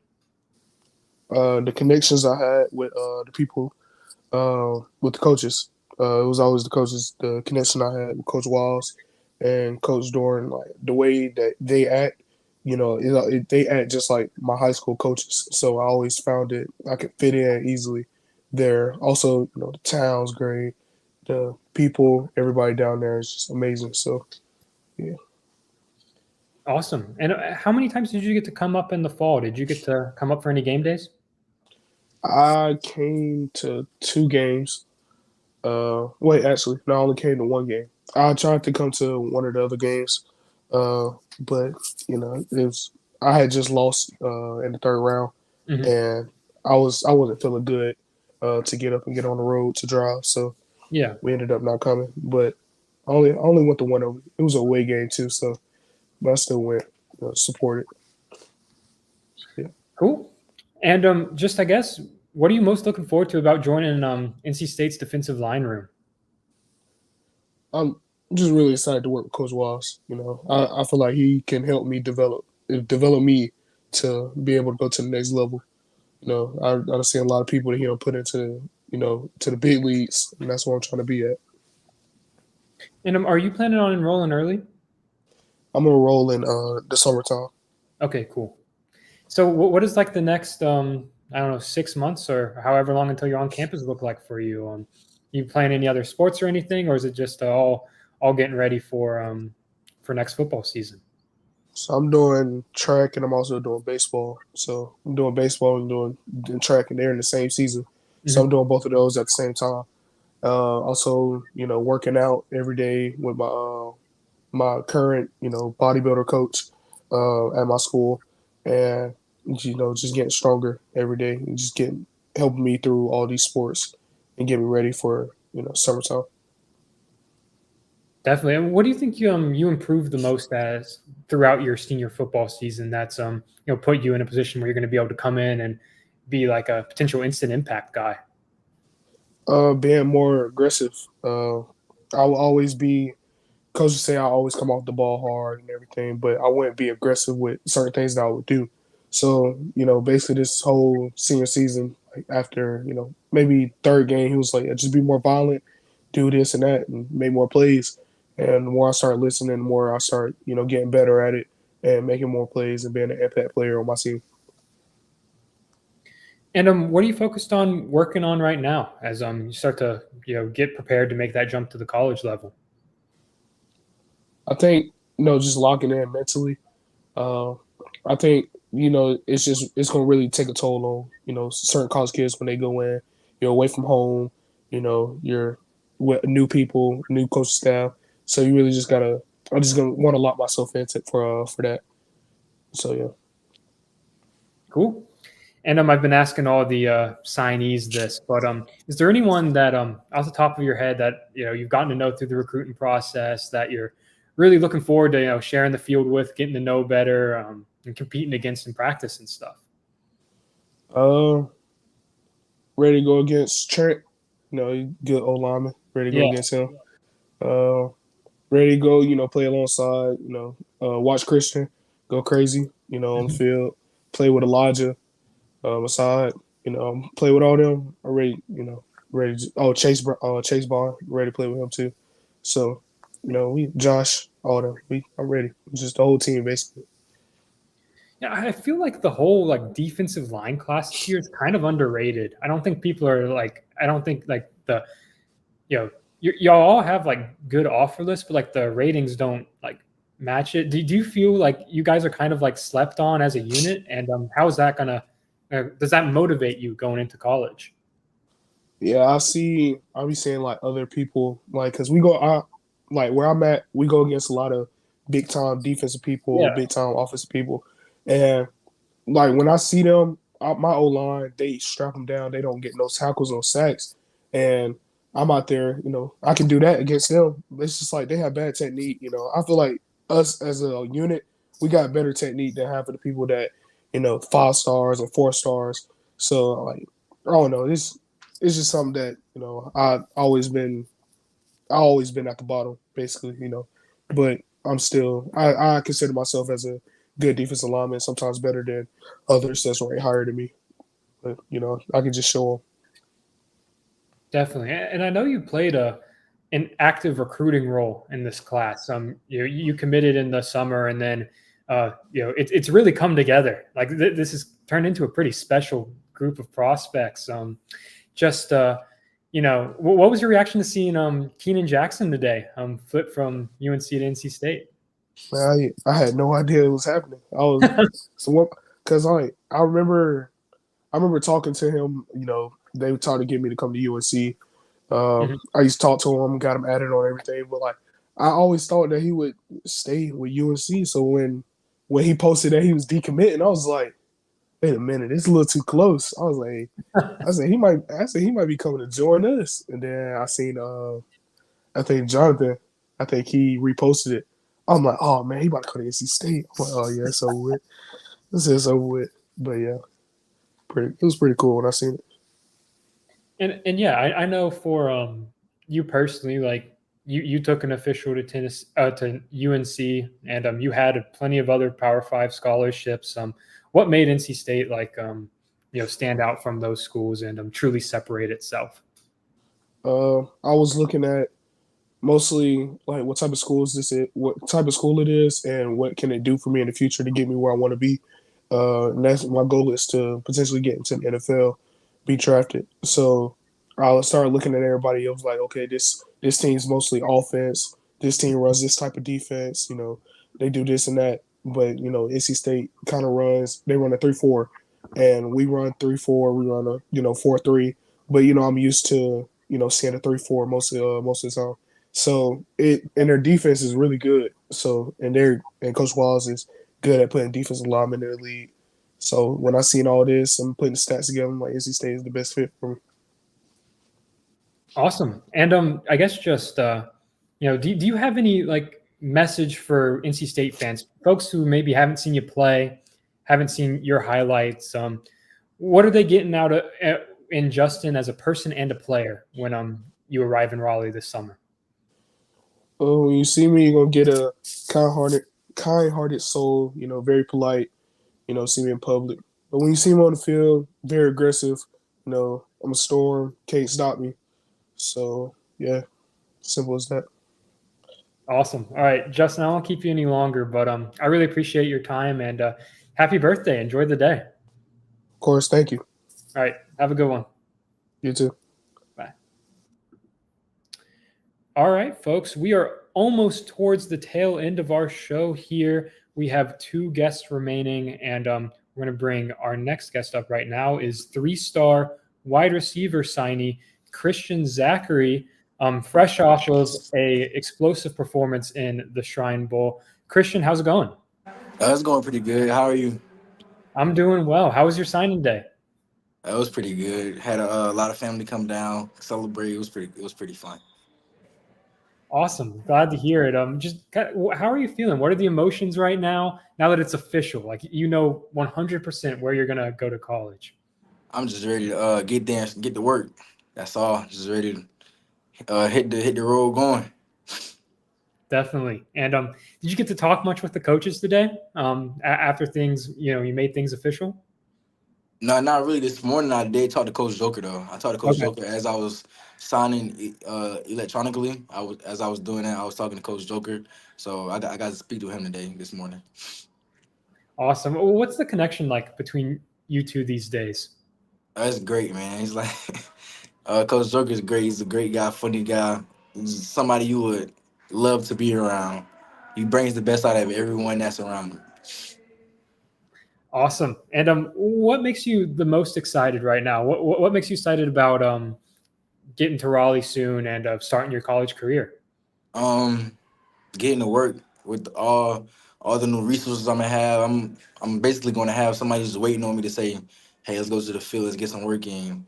Or I can go to one of the strength and conditioning coaches and tell them what I need to loosen up more, like my hamstring or my groin or my hips. So I'm just excited and ecstatic to be around all these new resources that's just waiting for me to ask to get better. Definitely. And what are you going to be working on? What is your focus for the winter workouts, spring practice? Because you're enrolling early, right? Yes, sir.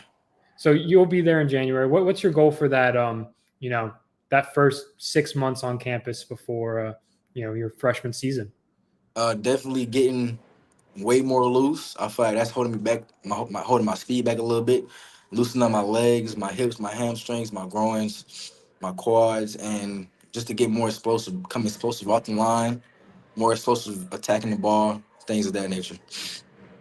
Yeah, and so you spent the last week at the Shrine Bowl as part of the South Carolina squad, and it looked like it was a pretty outstanding performance for you throughout the entire week there. I was there to watch a couple of days of practice, and then I watched the game on TV. And you had the big touchdown. Just what was that experience like being down there for a week and getting to compete with some of the top players from the Carolinas? It was great. I was just glad I was able to prove that being from a little 1A school doesn't mean anything.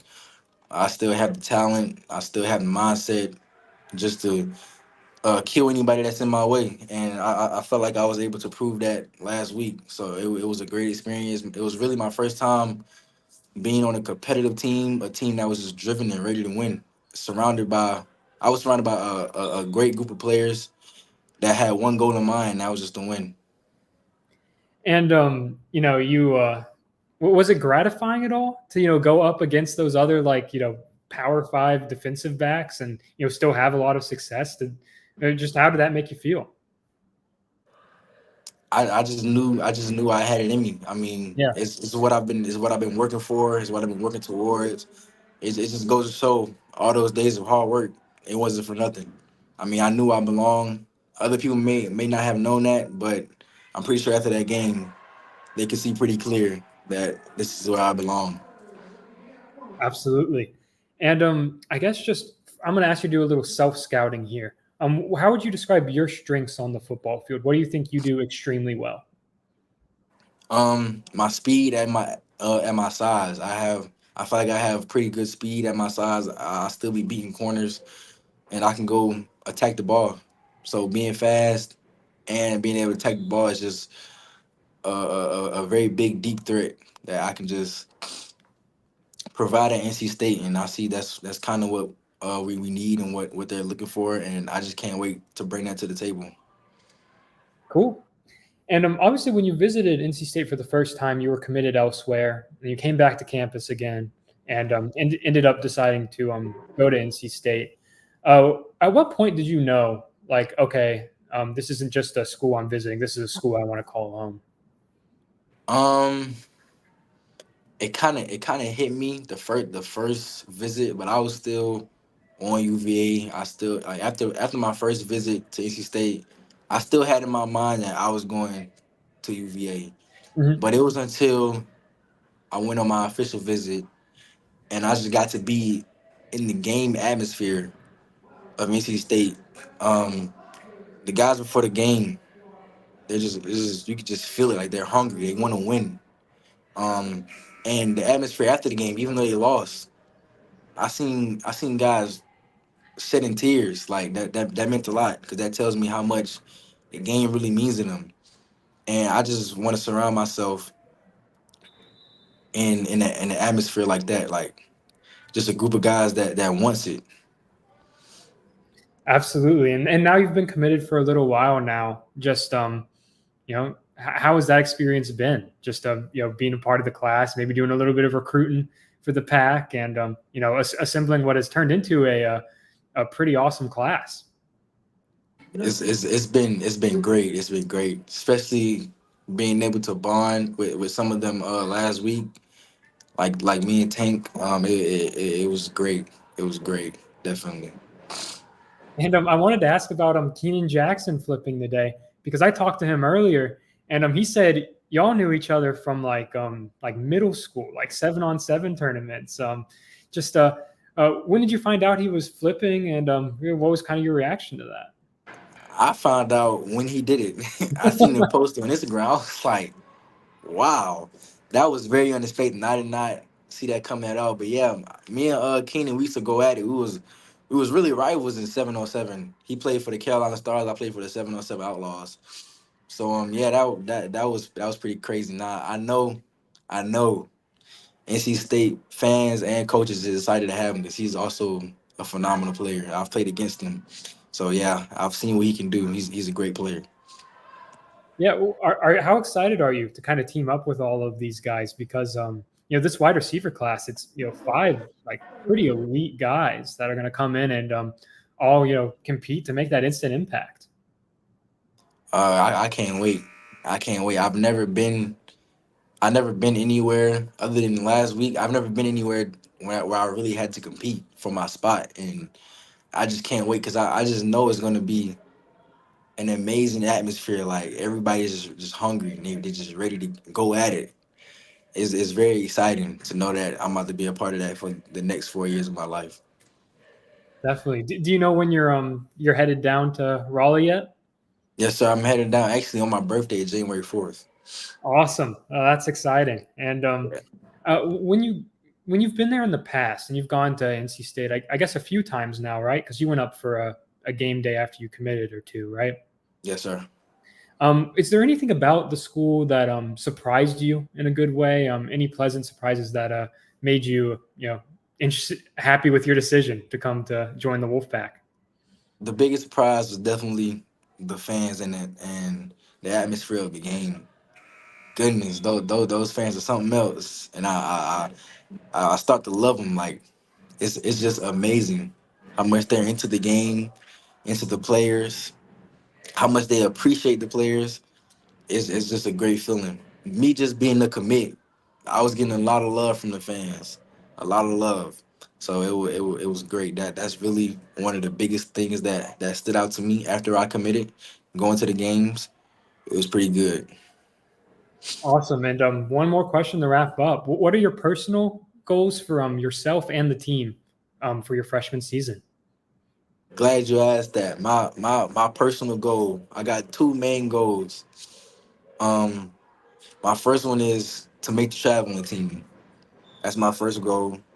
And my second goal is, of course, if I make the traveling team, I'll be playing on TV. Those are my main two goals. So for me to accomplish those, I just gotta get to NC State immediately and get ready to work. Don't be afraid to ask for the work. Just go at it. Awesome. All right. Well, Christian, thank you so much for joining the show and taking time out of your signing day. Congrats again, and good luck with the move. Thank you. All right. Have a good one. You too. All right, folks. Our final guest of the day is going to be a familiar face for a lot of you. He is my old boss. He was the editor of the Wolfpacker for more than a decade, I believe 20 years, actually. So we're going to bring him on here to just kind of wrap things up, take a big picture look at this class, because he's a heck of a lot more qualified to do that than me. Matt Carter, welcome back to the Wolfpacker show. How's it going? You're well qualified now, Ethan. I've been following. I have not left the site. I've been following. It's been a lot of fun to follow as a fan and see you and Noah working your butts off to get all these scoops and follow the transfer portal and not missing it for 1 second. So, but it's fun. Well, it's your this has been your first signing day to follow it as a fan and like forever. So just what was that experience like for you? Kind of being able to take a look at the class from sort of like a removed perspective. Yeah, it was great. I remember I was texting you last night, Keenan Jackson. Like, I think we all, and it's just fun. It felt like signing day of old, kind of like, oh, we have drama, we have curiosity, and I do have a day job now. That's nice, but so I can't spend too much time doing day job hours following what's going on. But yeah, I'm peaking at like noon. Yeah, I did Cedric Bailey, or I guess he goes by CJ Bailey.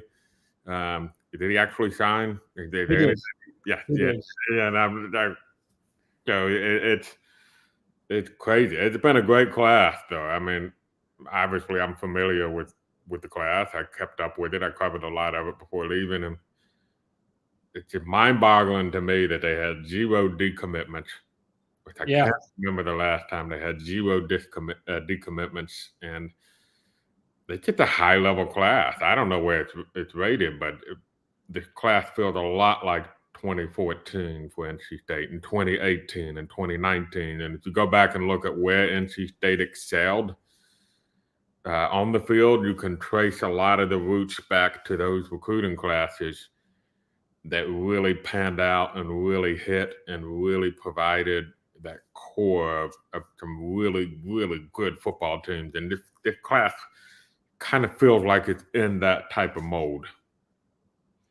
Yeah, no, that's a really interesting perspective to hear on it because and then you take that. I agree. It's a really good class. I think it's ranked 30th right now, and then 5th in the ACC. Which that's a good class. That's a very good class for NC State, Yeah. and it puts you in a position now where you take that prep group, then you're also bringing in a top 10 transfer portal class. Right.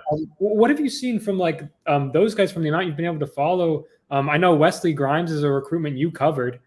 So just seeing like, on top of, retaining all of their good prep players, they're bringing in a really good transfer group.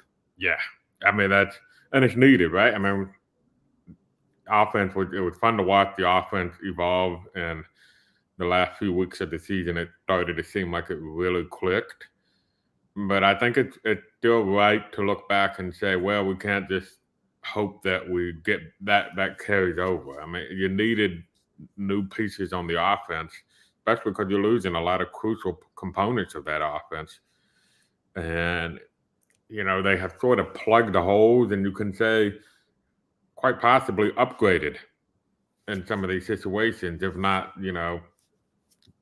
filled the gap, filled in the hole. So,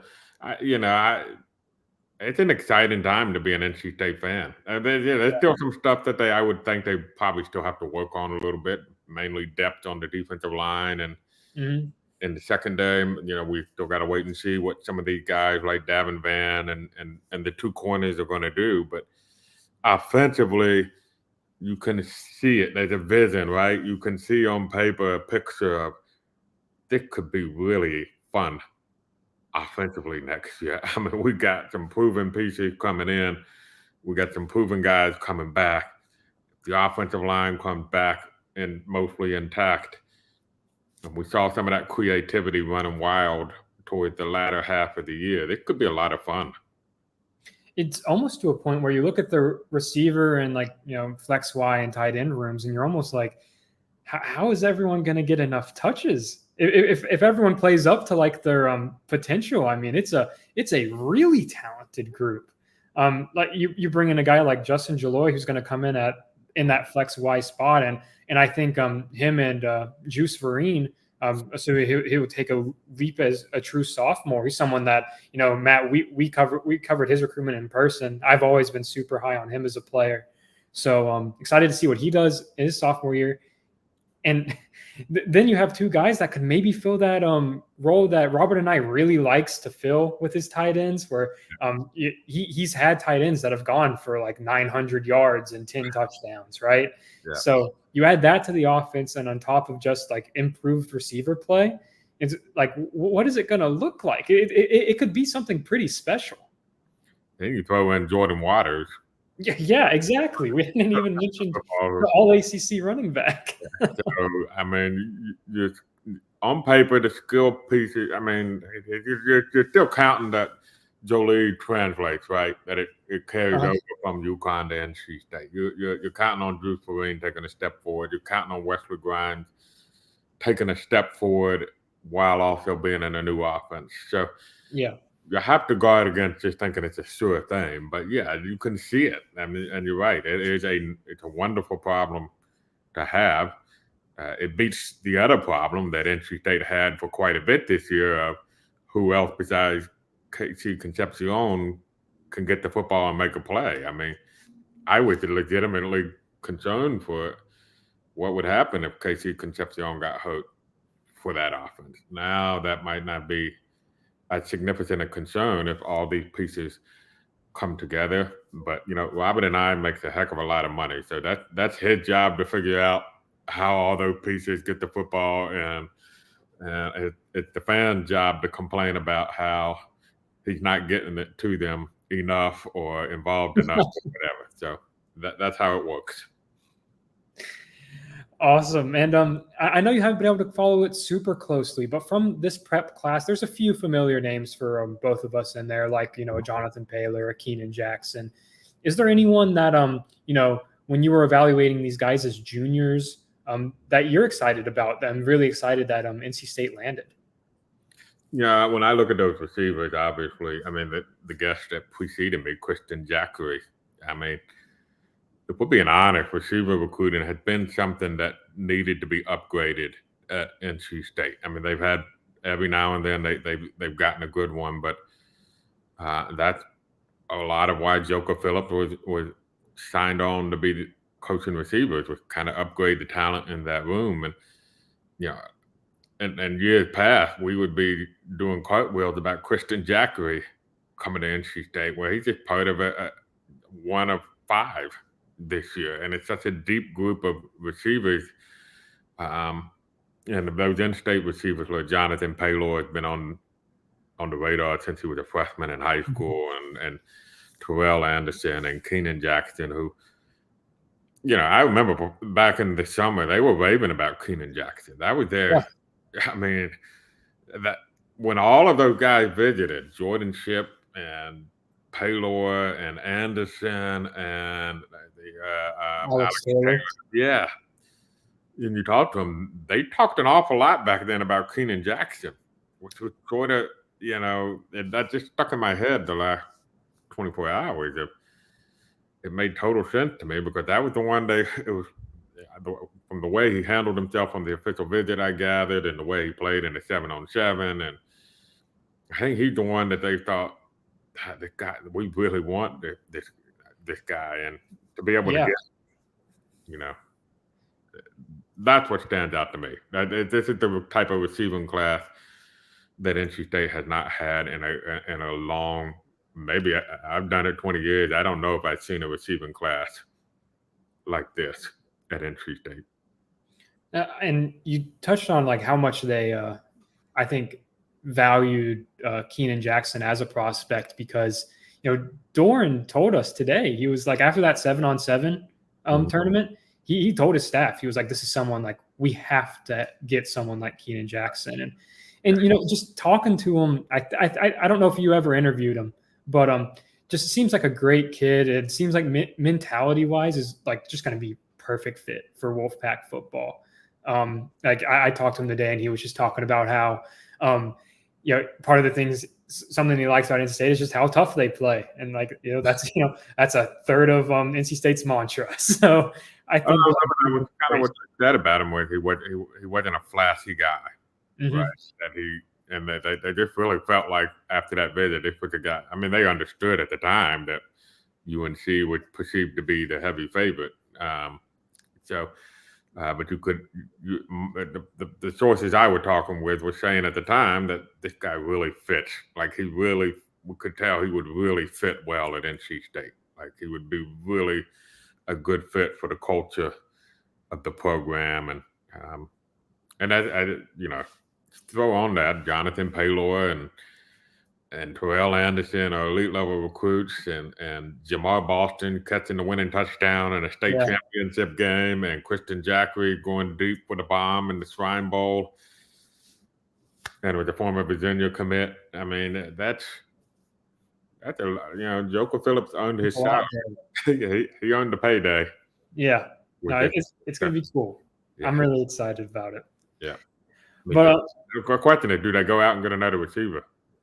I think if the right name emerged, they would look into it. But Dante Lee's someone to watch. He's down to it's NC State, Liberty, and UConn, I believe. Yeah. So I don't really have that much insight into his recruitment. He messaged me on Twitter that it was a good visit, and said it felt like home and stuff like that. But so he's committing on Christmas, so we'll see. If they choose to go with him, he's someone who has 3 years of eligibility remaining. So that's why I don't miss the job, because now I'm spending Christmas with my daughter and not following a recruiting decision. But I'll let you handle that one. Well, sorry to bore the listeners real quick, because this is like a little insider baseball. But Matt, we also had today was a magazine deadline and a newsletter day. So all of that on top of signing day. So yeah, I don't think you would. Yeah, not this miss the Where Are They Now magazine. Yes. Yeah, that's like the hardest magazine to put together too. Mm-hmm. Yeah. Yeah, and if you listen to this, go get a copy of the Wolfpacker. Our January issue will be out quite soon. But all right. I need to get on the mailing list. You're not on the mailing list, man? Come on. Yeah, I need to talk to Stu about that. Put a note in for me. Will do. Yeah. All right. Matt, thank you so much for coming on the show. I have to wrap things up here because I'm covering the women's basketball game in 6 minutes. So I will say goodbye here. And yeah, thank you so much again. It was great to see you. Real serious though, you and Noah killed it, and I hope all the subscribers appreciated it. I could tell they were appreciating it. I'm still on the board. I know I haven't posted a whole lot, but I'm still on the board, and you guys have done a much better job than I ever would have done with this recruiting class. So awesome job by the two of you, and I'm sure all the subscribers and message board posters appreciated it. But I'll speak on their behalf and say thanks for everything. Awesome. Well, thanks, Matt. That means a lot. Yeah. So, all right. Now get back to work. All right. See you later, man. All right. See ya. All right, folks. That's our show. This was our first ever live show since I joined the Wolfpacker. So thank you all for watching. I really appreciate it. It means a lot. There will be a recording if you want to go back and watch any of the individual interviews. I think we're planning on clipping them and packaging them individually. So if you want to hear, if you missed Jonathan Paylor, you missed Duke Scott, go back and listen to them. That'll be available on our YouTube channel. And yeah, just thanks again. Really appreciate it. And there's a lot to be excited about right now. It is a really exciting time to be an NC State football fan. And, you know, there's been a lot of off the field excitement this week. And then next week, you get a chance for a 10th win, and that's going to be awesome. And Noah and I will be back on the Wolfpacker show. We'll be on the wolfpacker.com to preview it all. And we hope you'll continue to follow along with us throughout all of that. All right. Thank you all, and have a good night.